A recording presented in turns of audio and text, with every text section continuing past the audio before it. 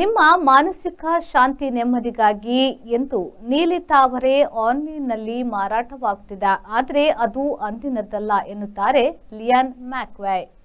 ಬರ್ಕಲಿಯ California ವಿಶ್ವವಿದ್ಯಾನಿಲಯದ Liam ಮ್ಯಾಕ್ವೇ ಕೆಲವು ವರ್ಷಗಳಿಂದ ಈಜಿಪ್ಟಾಲಜಿ ಸಂಶೋಧನೆಯಲ್ಲಿ, ಅದರಲ್ಲೂ ಅಲ್ಲಿನ ನೀಲಿ ತಾವರೆ ಬಗೆಗಿನ ಅಧ್ಯಯನದಲ್ಲಿ ತೊಡಗಿದ್ದಾರೆ. ನೈಲ್ ನದಿಯ ಬದುಬಳಿ ಬೆಳೆಯುತ್ತಿದ್ದ ನೀಲಿ ತಾವರೆ ಪುರಾತನ ಈಜಿಪ್ಟಿನವರೆಗೆ ಪವಿತ್ರವಾಗಿತ್ತು. ಅದನ್ನ ಪೂಜೆಗೆ ಬಳಸುತ್ತಿದ್ರು, ಅಲ್ಲದೆ ನಾನಾ ಬಗೆಯಲ್ಲಿ ಸೇವಿಸುತ್ತಿದ್ರು. 100 ವರ್ಷಗಳ ಹಿಂದೆ ಪತ್ತೆಯಾದ 3500 ವರ್ಷದ ಹಿಂದಿನ ಪರೋ ತುಡುಂಕುಮನ್ ಮೇಲೆ ನೀಲಿ ತಾವರೆ ದಳ ಹರಡಿದ್ದುದು ಕಂಡುಬಂದಿದೆ. ಪ್ಯಾಪಿರಸ್ ಬರಹಗಳಲ್ಲೂ ಧಾರ್ಮಿಕ ಕ್ರಿಯೆಗಳಲ್ಲೂ ನೀಲಕಮಲಕ್ಕೆ ಈಜಿಪ್ತಿನ ಅಂದಿನವರು ಮುಖ್ಯತ್ವ ನೀಡಿದ್ರು.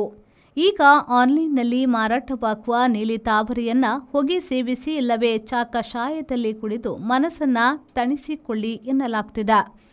ಬ್ಲೂ ಲೋಟಸ್ ಇಲ್ಲವೇ ಬ್ಲೂ ವಾಟರ್ ಲಿಲ್ಲಿ ನಿಂಫಾಸಿಸ್ ಕುಟುಂಬದ್ದೇ, ಆದರೂ ಆಗಿನದ್ದು ಈಗಿನದ್ದು ಬೇರೆ ಬೇರೆ ಜಾತಿ ಎನ್ನುತ್ತಾರೆ ಲಿಯಾನ್ ಮ್ಯಾಕ್ವೇ.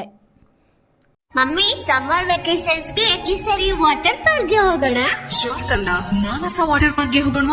ಈಗ ಹಿರಿಯರಿಂದ ಕಿರಿಯರವರೆಗೆ ಸಿಂಗಲ್ಸ್ ಅಥವಾ ಫ್ಯಾಮಿಲಿ ಅನ್ಲಿಮಿಟೆಡ್ ವಾಟರ್ ಗೇಮ್ಸ್, ಹಾಗೆ ಸಂಜೆ ಮೇಲೆ ರೈನ್ ಡ್ಯಾನ್ಸ್ ಮತ್ತು ಮ್ಯೂಸಿಕಲ್ ಫೌಂಟೇನ್. ಕರಾವಳಿ ಕರ್ನಾಟಕದ ಬೃಹತ್ water park Manasa water park, Pilikula, Mangaluru. Visit www.manasawaterpark.com.